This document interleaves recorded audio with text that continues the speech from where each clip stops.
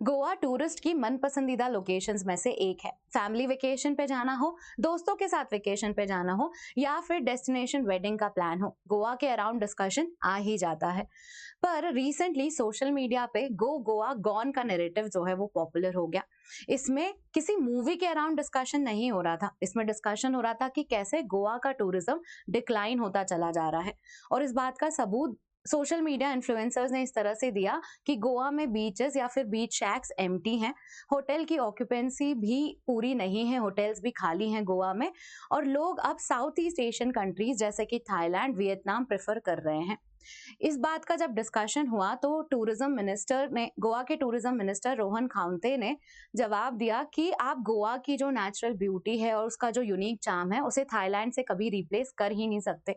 गोवा कभी भी थाईलैंड से रिप्लेस नहीं हो सकता क्योंकि गोवा के खुद के यूनिक ब्यूटी और चार्म है। उसके अलावा उन्होंने बताया कि ये जो सोशल मीडिया इन्फ्लुएंसर्स हैं वो गोवा को डिफेम करने की कोशिश कर रहे हैं, गोवा के अगेंस्ट में मलाइन इमेज क्रिएट करने की कोशिश कर रहे हैं।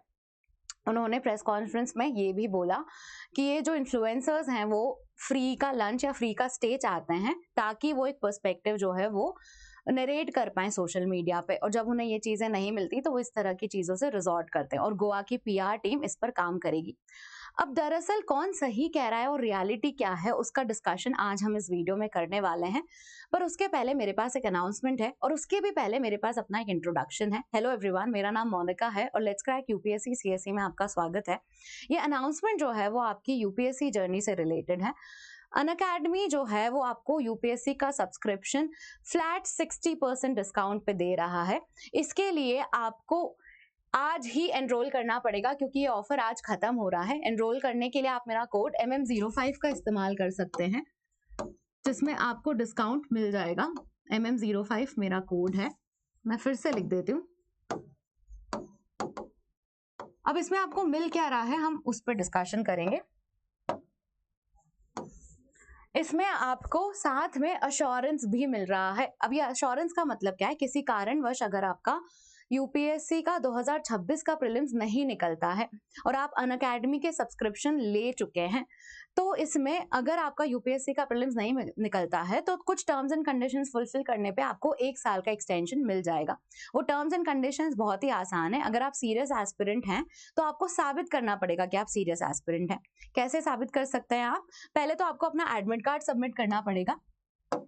एडमिट कार्ड सबमिशन के अलावा आपको प्लस पे 400 घंटे पूरे करने होंगे, मतलब 400 आवर्स का आपका वॉच टाइम होना चाहिए। प्लस पे आपको 25 प्रीलिम्स के टेस्ट और 15 मेंस के टेस्ट लिखे हुए होने चाहिए आपने।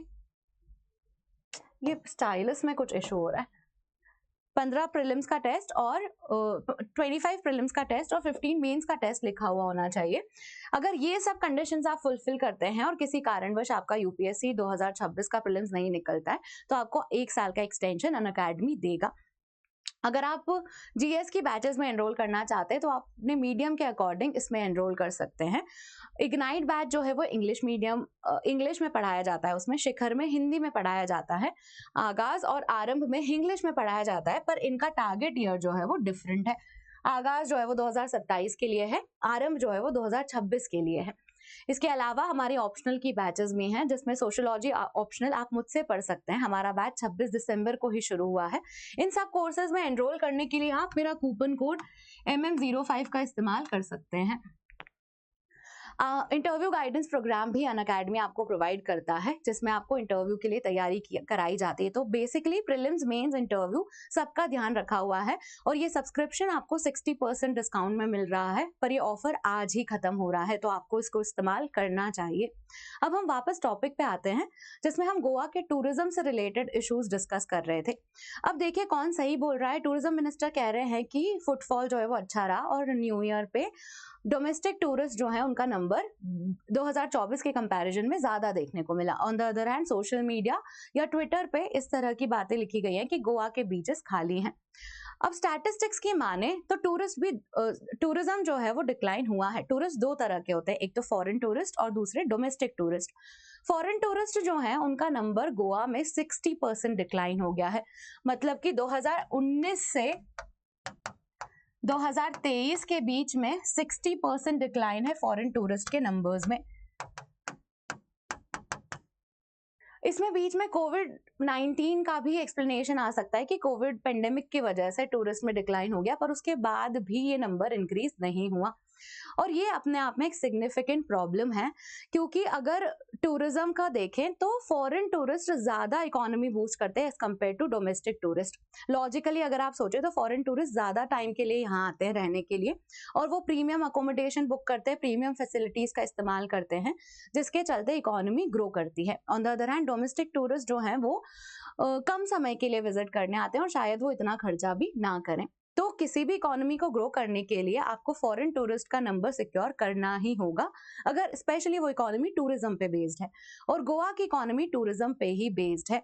17% स्टेट का जीडीपी जो है वो टूरिज्म से आता है, और टूरिज्म की वजह से 35% एम्प्लॉयमेंट भी गोवा में जनरेट होता है टूरिज्म और उससे रिलेटेड एक्टिविटीज में। तो इसीलिए गोवा के लिए ये अपने आप में चिंता का विषय है।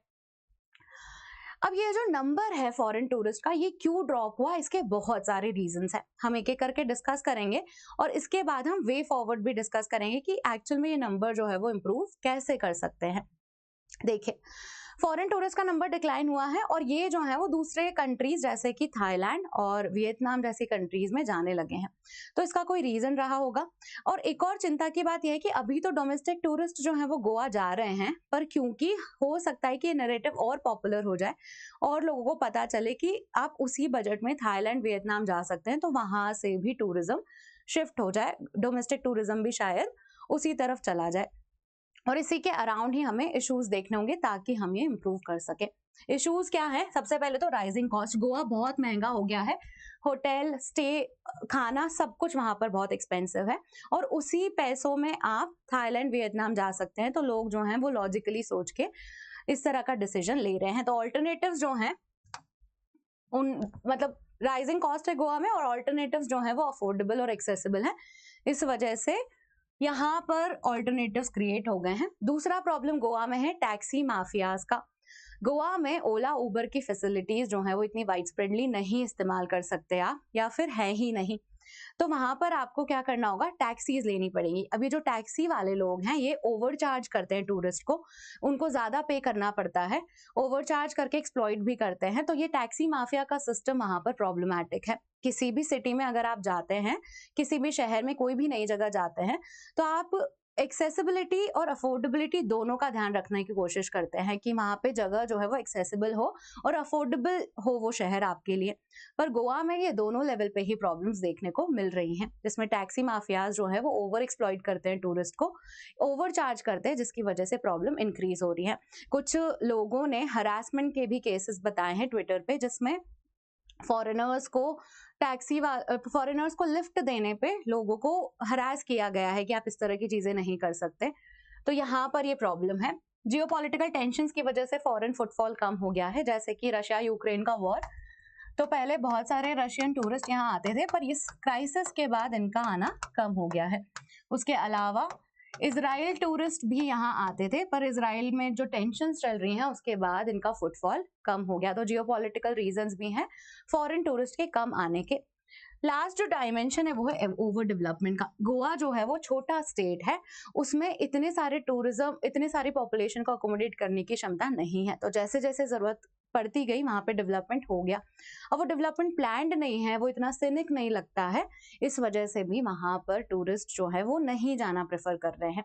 वहां पे भीड़ ज्यादा हो गई है, शांति पसंद करते हैं लोग जब ट्रैवल करते हैं, तो इस वजह से भी कंसर्न आ रहे हैं। तो ये सारे इश्यूज हैं जस्ट गोवा के अराउंड। अब इन पे काम किया जा सकता है। The good news is in पे काम किया जा सकता है। कुछ मेजर्स हैं जिसके कारण हम डोमेस्टिक टूरिज्म, स्पेशली गोवा का टूरिज्म बूस्ट कर सकते हैं। सबसे पहला डायमेंशन है कि टैक्सी सर्विसेज को रेगुलेट करना होगा। टैक्सी माफियाज जो हैं उनको रेगुलेट करना होगा, उनको डिजिटल प्लेटफॉर्म्स का इस्तेमाल करके थोड़ा सा रेगुलराइजेशन लाना चाहिए टैक्सी सिस्टम में। वहां पर सस्टेनेबल टूरिज्म पे ध्यान देना चाहिए, डेवलपमेंट प्लान करके हो, जो बेटर फैसिलिटीज है, गोवा का जो यूनिक चार्म और सीनिक ब्यूटी है वो उसे बरकरार रखना होगा, और अफोर्डेबिलिटी पे भी बहुत ध्यान देना होगा। नहीं तो डोमेस्टिक टूरिज्म फॉरेन टूरिज्म की तरह कहीं और शिफ्ट हो जाएगा। तो अफोर्डेबिलिटी भी एक इम्पॉर्टेंट फैक्टर है जिस पे ध्यान रखना होगा। जो प्राइसेस हैं वो अफोर्डेबल रखने होंगे, कम करने होंगे, ताकि टूरिस्ट जो हैं वो गोवा को उतनी ही फॉन्डली रिमेंबर करें जितना पहले किया करते थे। इसी के साथ we have come to the end of this video. आपके गोवा में क्या एक्सपीरियंसेस रहे हैं वो आप हमें कमेंट सेक्शन में बता सकते हैं। अगर आपको वीडियो पसंद आया तो लाइक कीजिए इसे, चैनल को सब्सक्राइब कीजिए और वीडियो को शेयर भी कीजिए। Thank you.